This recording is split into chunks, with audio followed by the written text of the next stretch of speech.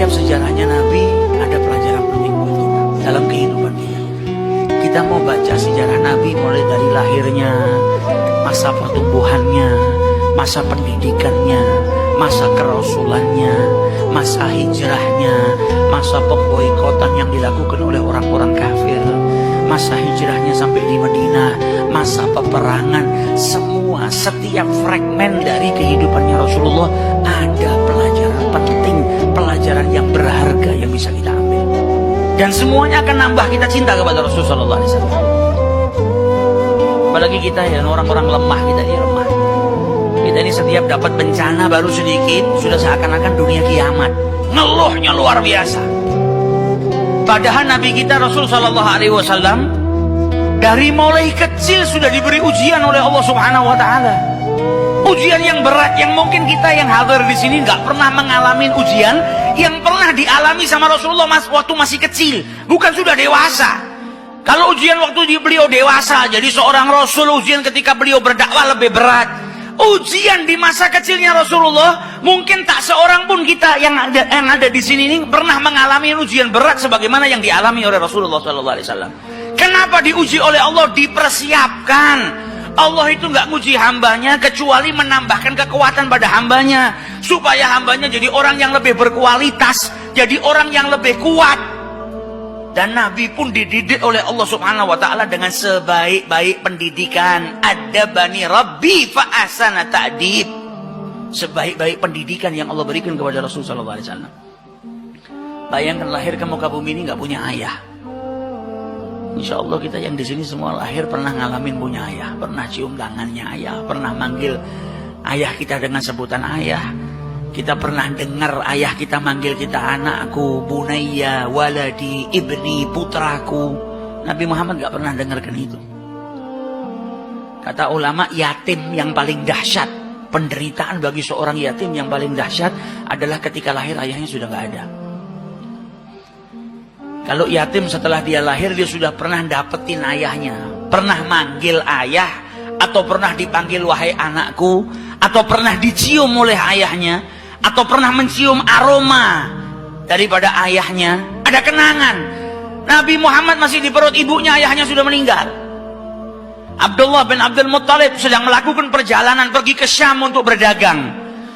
Pulang dari Syam mampir ke keluarganya. Ibunya Abdullah bin Abdul Muttalib itu orang Madinah, dari Bani Najjar. Nabi Muhammad ini punya ayah, ayahnya ibunya orang Madinah. Jadi paman-pamannya Abdullah ini ada di Madinah. Ini tertibnya Allah. Makanya Nabi Muhammad kemudian hijrah ke Madinah, kembali ke keluarga, bertempat tinggal di keluarga ayahnya di Madinah.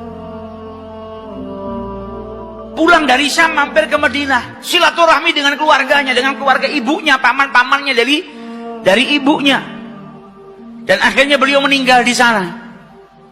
Sampailah kabar ke Mekah Mukarramah kalau Abdullah sudah meninggal. Nabi Muhammad masih di perut ibunya. Nabi lahir nggak pernah punya ayah, gak pernah berjumpa dengan ayahnya, gak pernah manggil ayah, gak pernah dipanggil oleh seseorang dengan ya bunayya seperti kita semua dengar kalau ayah kita manggil anakku, putraku. Nabi gak ngalamin masa itu. Lahir kecil sudah dikejar sama orang Yahudi mau dibunuh karena orang Yahudi mendengar tentang kenabian di akhir zaman.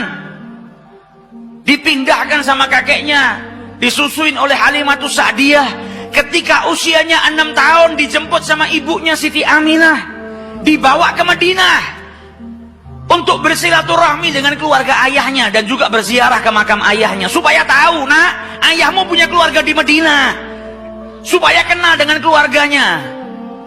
Ini pelajaran penting juga buat kita. Terkadang kita punya paman, punya bibi, punya keluarga, nggak pernah kita silaturahmi. Nabi Muhammad dari kecil sama ibunya dibawa, diperkenalkan dengan saudara-saudara ayahnya yang ada di Madinah. Aminah bawa Rasulullah perjalanan 500 km dari Mekah ke Madinah. Hanya bertiga. Seorang janda yaitu ibunya Rasulullah SAW, Aminah, bawa anaknya yang usianya 6 tahun, Muhammad bin Abdullah, dan bawa salah satu pembantunya yang bernama Ummu Aiman. Perjalanan 500 km dilalui oleh Siti Aminah, bawa Rasulullah untuk apa? Silaturahmi dengan keluarganya. Sampai di Madinah diperkenalkan dengan keluarga ayahnya, silaturahmi dengan keluarga ayahnya, dan sempat berziarah atau ditunjukkan oleh Siti Aminah makam daripada ayahnya. Bayangkan seorang anak yang gak pernah berjumpa dengan ayahnya, lahir ke muka bumi ini dalam keadaan yatim, gak pernah berjumpa dengan ayahnya. Ketika ngelihat makam ayahnya, setelah itu pulang ke Mekah, maka setiap anak pasti di perjalanan yang ada di kepalanya siapa? Ayahnya.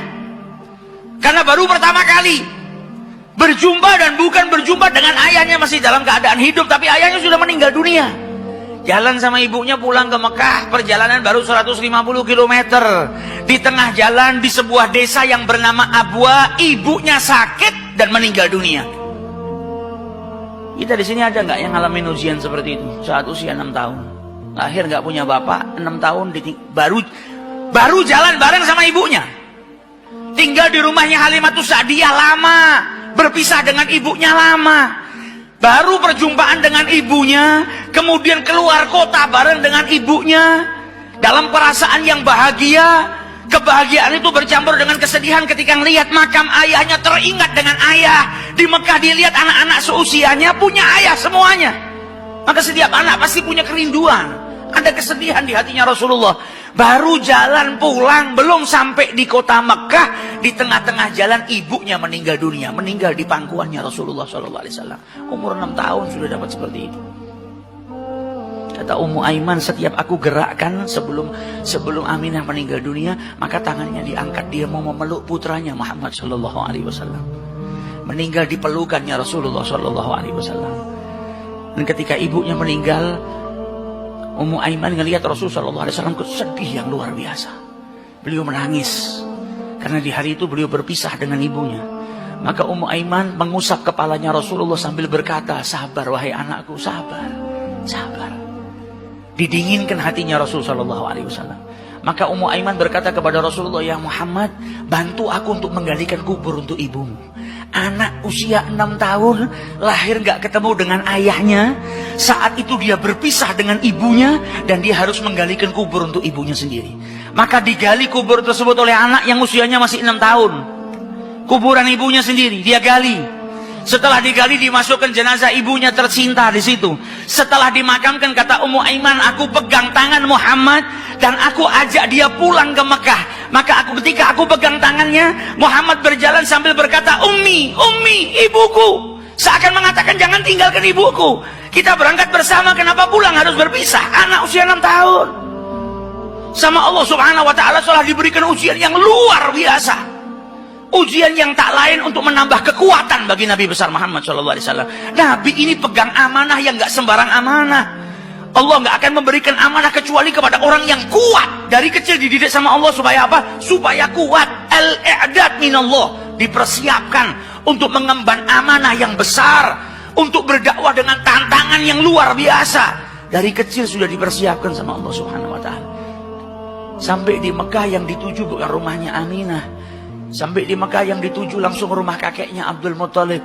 Sampai di rumah kakeknya, dia ketuk pintu rumah kakeknya, dibuka oleh kakeknya. Abdul Muttalib cuma ngelihat Muhammad dan Ummu Aiman. Maka Abdul Muttalib kakeknya bertanya, Aina ummak, mana ibumu, mana ibumu? Maka Rasulullah sambil menangis dan berkata, Ummi, Ummi, Ummi. Dan Ummu Aiman berkata, laqad matat, telah meninggal ibunya. Maka Abdul Muttalib pun menangis yang luar biasa. Sedih ngelihat cucunya yang lahir tanpa seorang ayah. Usianya baru 6 tahun sudah pisah dengan ibunya, ibunya meninggal. Maka dipeluk Rasul SAW dan kakeknya berkata, anta bunayya, engkau anakku, jangan takut, engkau tidak sendiri, engkau ini anak saya. Dalam kisah yang pendek ini kita bisa dapat banyak pelajaran. Maka sejarahnya hidupnya Rasul SAW ini pelajaran penting buat kita. Nabi masih usia seperti itu sudah dapat ujian yang besar dari Allah Subhanahu wa ta'ala. Dan dia adalah kekasihnya Allah Subhanahu wa ta'ala. Kita yang baru dikasih ujian sedikit sama Allah, sudah meledak bagaikan kiamat. Yang terkadang kita nggak sabar. Bahkan kita terkadang masuk dalam kategori tidak terima dengan apa yang diberikan oleh Allah Subhanahu wa ta'ala.